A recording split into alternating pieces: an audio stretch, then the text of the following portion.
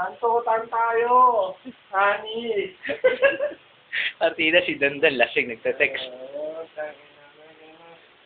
Ikaw ang pinakamabangong pek-pek na nakamul ko. Han. Bakit si Dandan niya?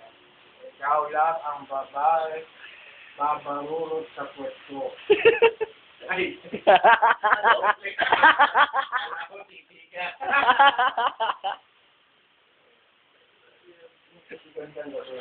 Si Dandan, lasing. Wala na to. Sabi ka natin ang utak niya para sa pag-text. Kalahati para sa katawan. Ay, nagkakamali-mali rin kasi sa nanay niya. No? Sa nanay niya. Tangin na lasing ako, putangin na mo. Huwag ka magulo. Huwag kang magulo. Tangin na. Ito, hindi ba ako sa Buka? Ano natin sa Antipolo? Sa Antipolo ba eh? Antipolo, lagpas Masinag. Napakalain naman. Dilim pa. Ang layo, chong. Layo ka lang. At yung papasok na subdivision, ibang usapan. Makaligaw. Oo. Pagkabado mo ito, hindi pa nakakantot. Ay, ano yung layo mo eh? Nung layo ka ang Antipolo? Ay, unan ko yan, gago.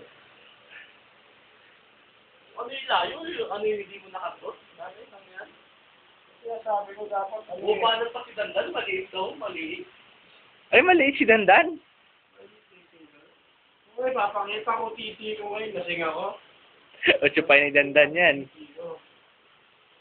Ang ganda, di ba sabi mo, pag lasing na tayong dalawa, pakita tayo titi. Yung panahon na.